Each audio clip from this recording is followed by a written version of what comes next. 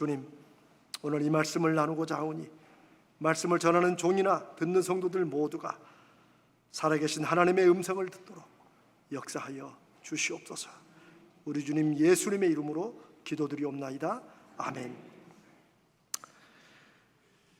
여러분이 어디 좋은 데를 가시거나 혹은 식당에서 맛있는 걸 먹거나 누구 귀한 사람을 만나면 꼭 하는 게 있죠.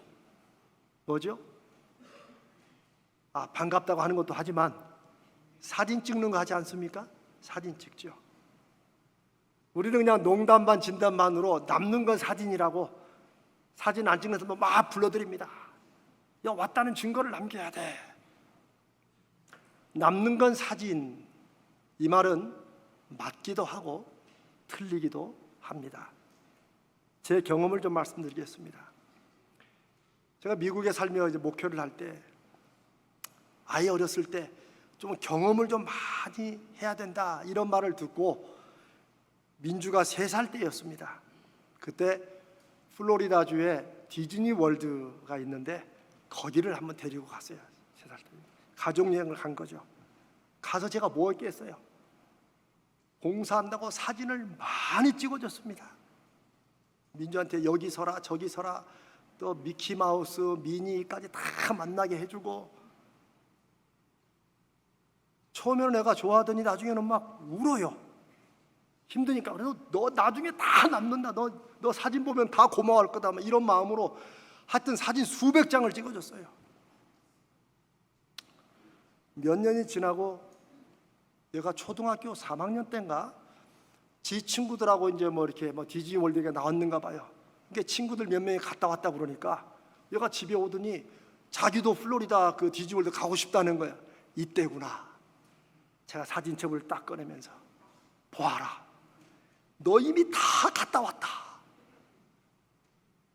내가 할렐루야 감사합니다 그랬을 것 같아요? 자기 안 갔다는 거야.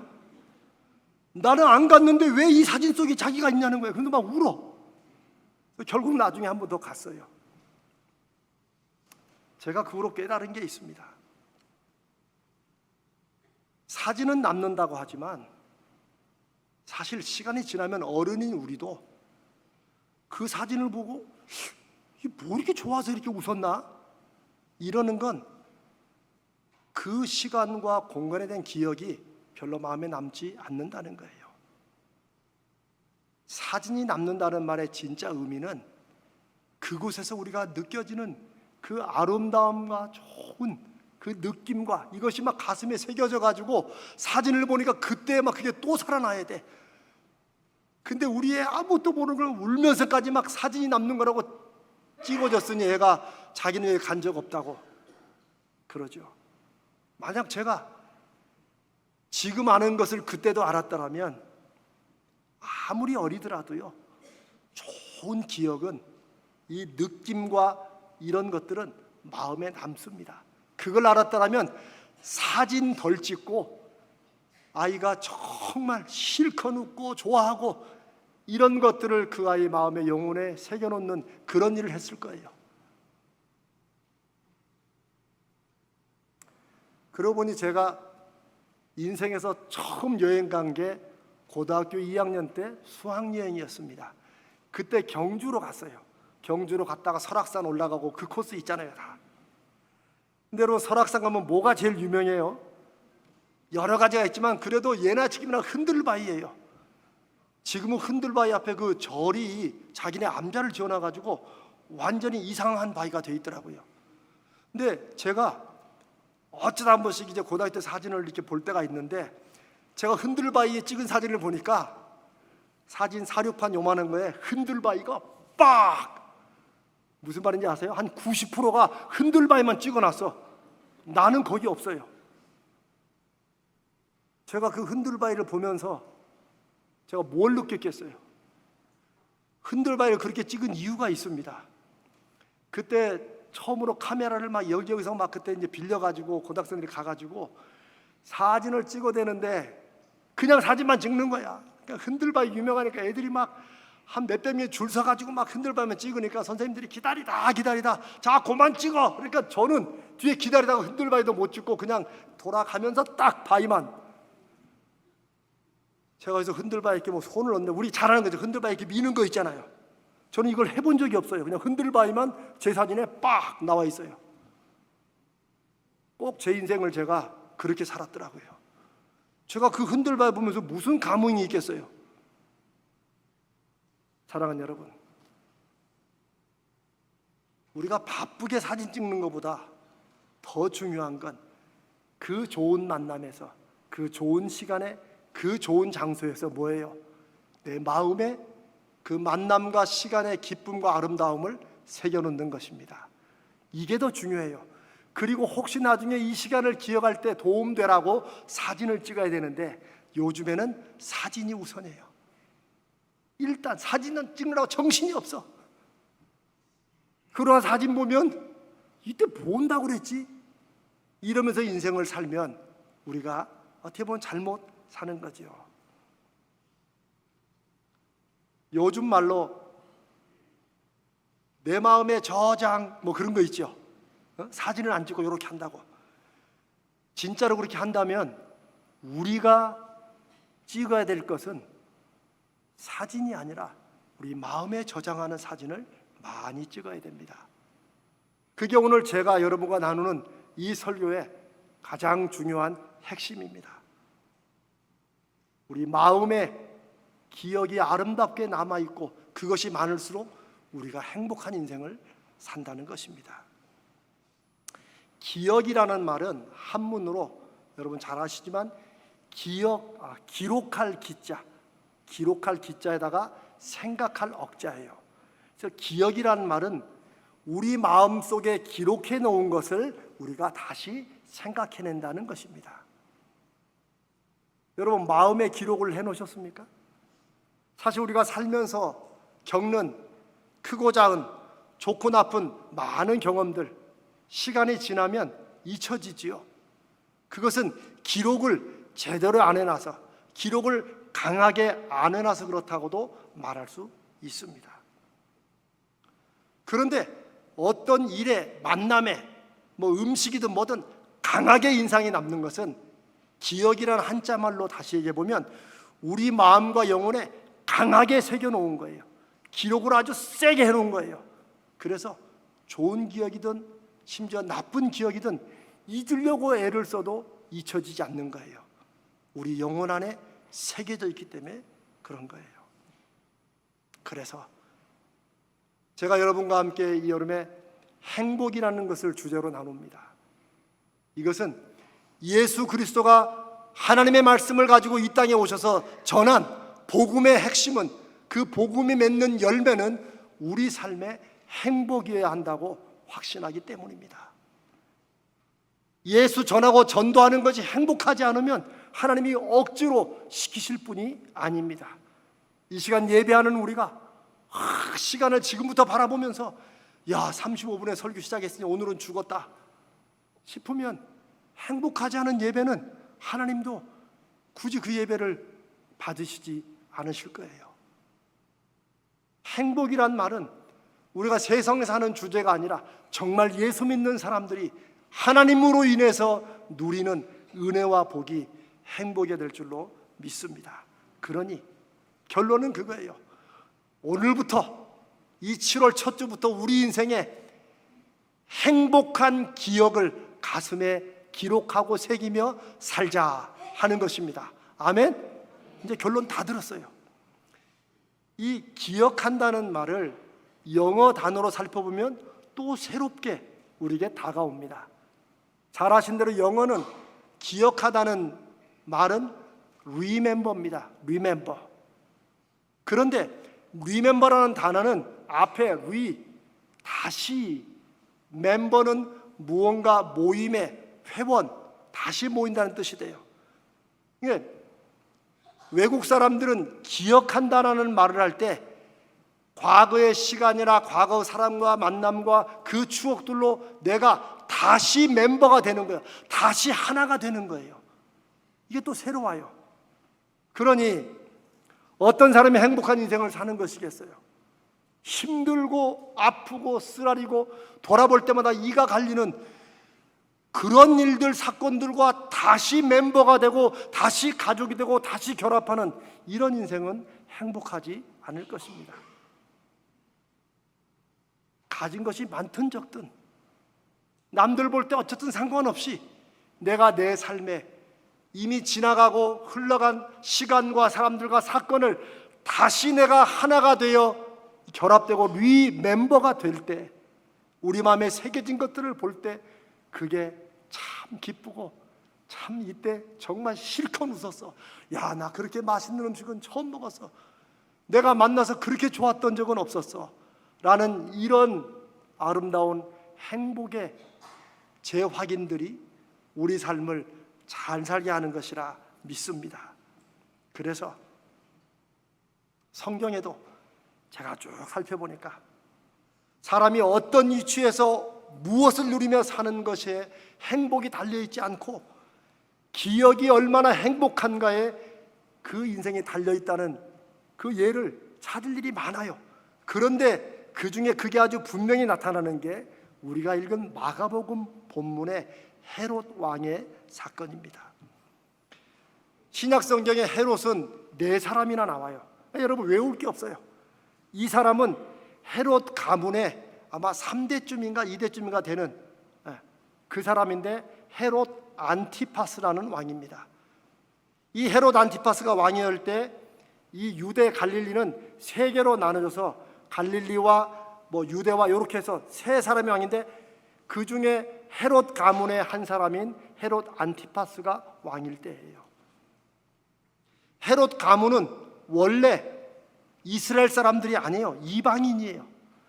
그런데 그렇게 혈통을 중요시하는 이스라엘 사람들이 이방 사람을, 이방 민족을 왕으로 세울 리가 있었겠어요?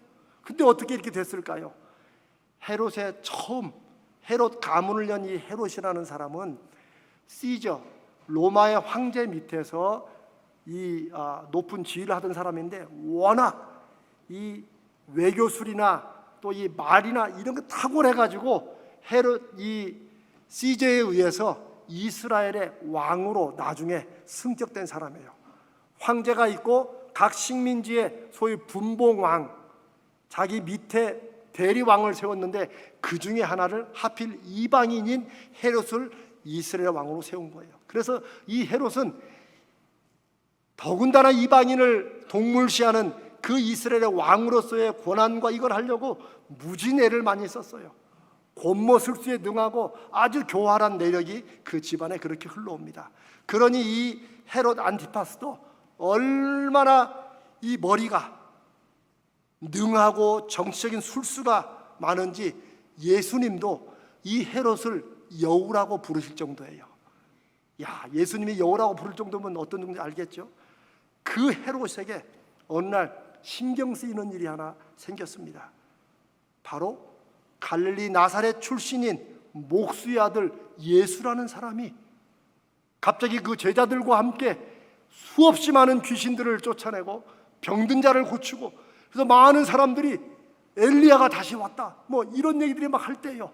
사람들이 메시아에 대한 기대가 막 오르는데 그 소식을 들은 헤롯은 뭐라고 그래요? 죽은 세례 요한이 다시 살아온 것이다 라는 엉뚱한 얘기를 합니다. 아니 왜 이런 얘기를 왕이 할까요? 자기가 무슨 메시아에 대한 기대가 있는 것도 아닌데 죽은 세례 요한이 살아온 것이다. 그런데 16절에 그 이유가 나타나요.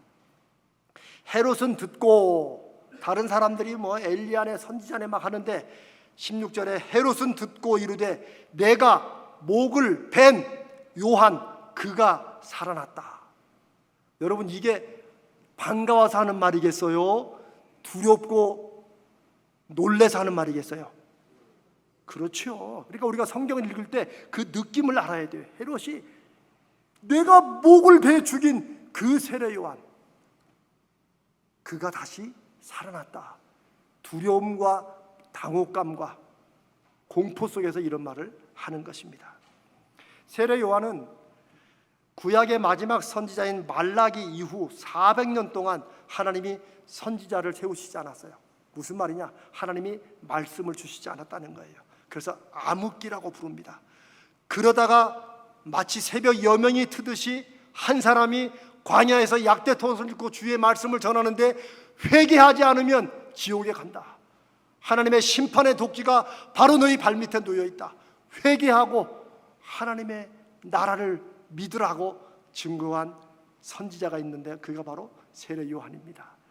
이 세례 요한은 자기 뒤에 오실 예수님을 위해서 길을 준비하는 사람이라고 스스로 말하면서 복음을 전한 사람입니다. 그런데 이 세례 요한을 헤롯이 막 미워하고 싫어해서 죽인 게 아니에요. 20절에 보면 우리가 오늘 읽지 않았습니다만 여러분 꼭 가서 한번 읽어보세요. 헤롯이 아무리 교활하고 아무리 포악해도 이 세례 요한은 두려워했고 존경했어요. 세례 요한이 하는 말은 듣기는 싫었지만 나중에 그의 말을 들었다라고 성경이 기록해 놓고 있어요. 그러니까 경외한 거죠. 두려움으로 존경한 거예요.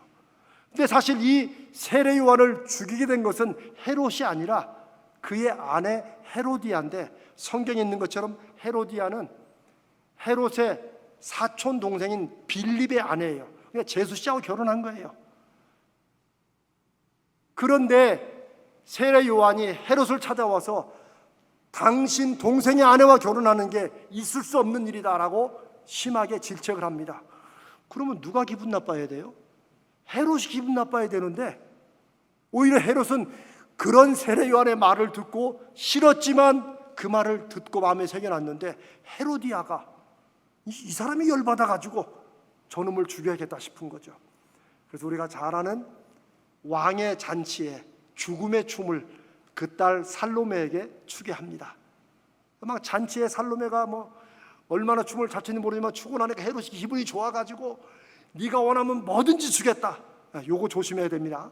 뭐든지 다 해주겠다. 그랬더니 얘가 쪼르륵 가서 엄마한테 물어봐요. 뭐 해달라고 그럴까요? 그때 헤로디아가 뭘 달라고 그래요? 세례 요한의 목을 달라고. 아유 끔찍해요. 그래 가가지고 살로메가 뭐 나라 절반을 달라도 줄 수 있는 그 마음에 세례 요한의 목을 달라고 그럽니다. 그러면 안 해서도 돼요. 그러나 합니다. 자기의 허영과 체면 때문에 혹은 뭔가 또 잔머리를 굴렸을지도 모르죠. 두려웠지만 존경했던 세례 요한을 목을 아무 죄 없이 그냥 목을 잘라가지고 죽이게 됩니다. 그러니 그 마음속에 깊은 죄책감과 함께 얼마나 두려움과 공포가 있었겠어요. 그래서 예수란 사람이 갈릴리에 나타나서 하나님의 메시지를 전하고 막 병자들을 고치더라 하니까 다른 사람은 다 선지자 중에 한 분이 오셨다고, 어쩌면 이분이 메시아일지 모른다고 막 기대에 들뜨는데 헤롯은 내가 목을 베 죽인 세례 요한이 살아났다고 말을 하는 것입니다. 가장 치명적이고 끔찍한 사건을 어리석음과 교만으로 허영으로 만들어 놓고 그 기억이 영혼 깊숙이 새겨지다 못해 박힌 거예요. 이런 사람, 이런 사건의 기억이 있는 사람이 왕이 아니라 천하 없는 황제가 된다 할지라도 행복하게 살 수 있겠습니까? 그렇지 못합니다. 전해 오는 1세기의 역사가들의 기록에 의하면 헤롯은 자신이 사는 한 시대를 조건적으로는 왕으로서 사실 왕이 얼마나 자기 하고 싶은 대로 할 수 있는 그런 조건이 다 있어요. 그러나 피해망상과 두려움과 강박증과 정신분열에 사로잡혀서 만나는 누구라도 무슨 일만 터지면 자기가 죽인 세례 요한과 연결해서 이해하는 통에 제대로 이해할 수가 없죠. 제대로 삶을 살 수가 없죠. 그래서 비참한 최후를 마쳤다는 그런 기록이 있습니다. 사랑하는 여러분, 우리의 인생은 우리가 지금 볼 때는 어떤 자리에 올라갔냐, 뭘 가지고 얼마나 떵떵거리고 사느냐에 인생이 달린 것 같지만 사실은 인생은 기억으로 평가됩니다. 다른 사람의 기억에 남아있는 좋은 아름다운 인생이, 잘 사는 인생이지만 더욱더 중요한 건 자기 영혼에, 자기 마음에 남는 기억이 내 인생의 점수가 되는 것입니다. 내 안에 쌓여있는 기억들이 내가 떠올리는 옛 시간과의 다시 만나는 그 일들과 느낌과 내 추억이 아름답고 감사하고, 그래도 그때 참 기뻤어 한다면 그 인생은 다른 사람 누가 뭐래도 하나님 보시기에도 잘하였도다, 정말 하나님의 백성으로 잘 살았다. 우리도 주님, 우리가 아까 부른 찬송처럼 눈물 날 일 많고 여러 가지 어려움이 있지만 그래도 감사하게 살았습니다 라고 고백하는 인생이 되는 것입니다. 사랑하는 여러분, 이제 한번 여러분 잠깐 생각해 보세요. 지금 이 말씀을 듣는 지금 이 순간, 여러분이 살아오는 동안에 여러분에게는 어떤 아름답고 행복한 기억이 있는지, 혹은 여러분들이 그런 기억을 떠올릴 수 있는 게, 행복한 기억을 떠올릴 수 있는 게 몇 개나 있는지 한번 생각해 보세요. 자, 별로 없다고 해서 내 인생 망쳤구나 생각하실 게 아니라는 거예요. 저도 아까 초반에 제 아들 얘기했듯이 저도 후회가 많습니다. 그러나 제가 예수 그리스도의 복음 안에 믿는 것은 이전 것은 지나갔으니 보라 새 것이 되었도다라는 주님의 약속의 선포입니다. 우리와 함께 하시는 성령께서 내가 지금 전까지 어떻게 살았든 말씀을 듣고 결단하는 순간 우리에게 새로운 은혜의 기회를 주신다고 믿습니다. 믿습니까? 그럴 때는 아멘 하셔야 됩니다. 사랑하는 여러분, 오늘 지금 이 순간부터, 마침 7월 첫 주부터 이제 내 인생은 아름다운 기억으로, 아름다운 행복의 느낌을, 그런 경험들을 내 영혼과 마음에 쌓는다, 그런 결단을 하시기를 바랍니다. 이제 그러면 여러분들이 이런 질문을 할 수도 있어요. 근데 목사님, 마음을 그렇게 먹어도 일어난 일들이 늘 좋은 일만 생기는 건 아닌데 그렇잖아요. 괴롭히기도 하고 그냥 보면 막 마음이 찌푸리는 이런 사건과 일들과 만남도 있는데, 그럼 어떻게 그런 일들을 만들어요? 제가 짧게 두 가지 아주 실제적인 방법을 말씀드리겠습니다. 좋은 기억을 만드는 인생 두 가지 방법. 첫 번째, 고백하자면 저도 그동안 못했다 깜빡했다가 오늘 아침에 이 설교를 하기 때문에 제가 거울을 보면서 했는데 쑥스럽더라고요. 근데 해야 됩니다. 거울을 보면서, 여러분 하루 종일 한 번도 거울 안 보는 분은 없죠? 그러면 담대한 분입니다. 그런 분들은. 자, 거울을 보면서 아침이든 저녁이든 아니면 중간이든 거울 볼 때마다 파이팅! 누구한테? 나한테. 이재명 화이팅! 왜? 나는 약할지라도 함께 하시는 하나님, 그분 믿고 화이팅! 이걸 해주라는 거예요. 오늘도 믿음으로 살아보자. 하나님이 함께 하신다. 여러분 마음 안에 어떤 말씀의 약속이 있든지 그 말씀을 거울 속에 비치는 여러분께 하세요. 합력하게 손을 이으시잖아. 감당할 시험만 주시잖아. 모든 걸 능하게 하시잖아. 무슨 말씀이든지. 아멘?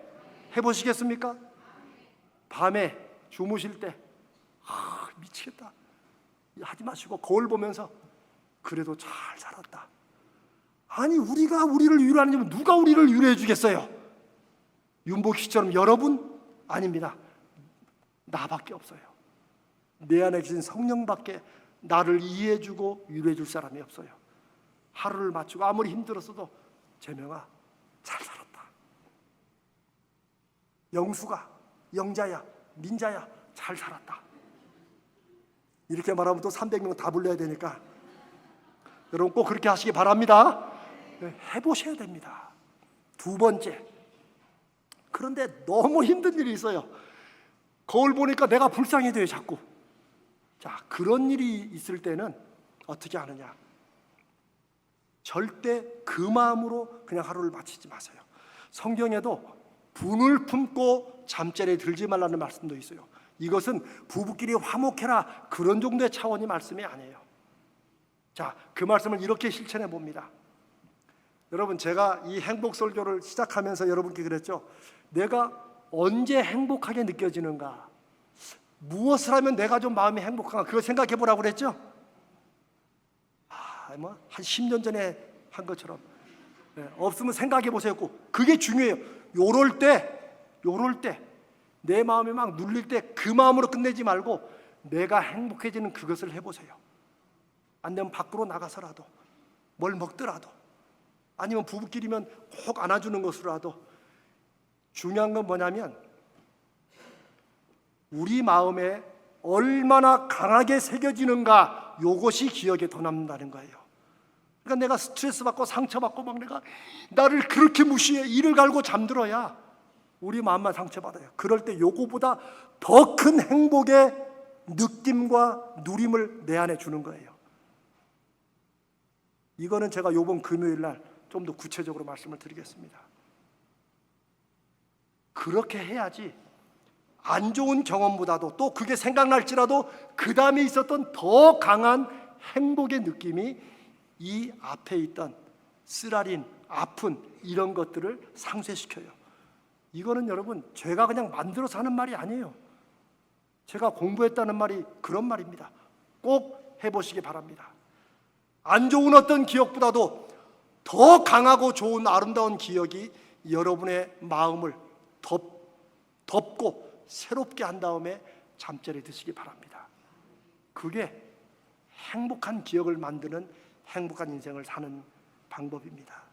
사랑하는 성도 여러분, 우리 한번 결심합시다. 제가 지난 기중기 때 나눈 것처럼 저는 좀 이상한 게 있어요. 저는 지금 매주일 하는 설교나 이런 게 이제 제 인생의 마지막 설교라는 그런 생각을 하고 있어요. 제가 또 언제 하겠어요? 이거 하면 여러분들 목사님도 옛날에 했던 건데 또 이럴까 봐 제가 안 합니다.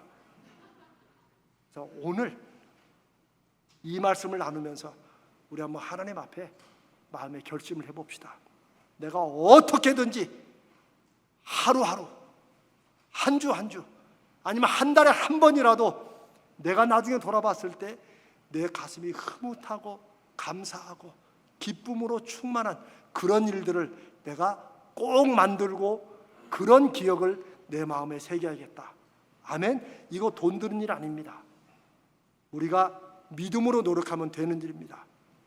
그래서 오늘 이 7월 2일 2023년 7월 첫 주 예배가 여러분의 결심과 순종으로 그때부터 내 인생이 정말 하나님의 이름으로 믿음으로 행복해지기 시작했다라고 이 날을 돌아볼 때 이 날이 그날 되시기를 주님의 이름으로 축복합니다.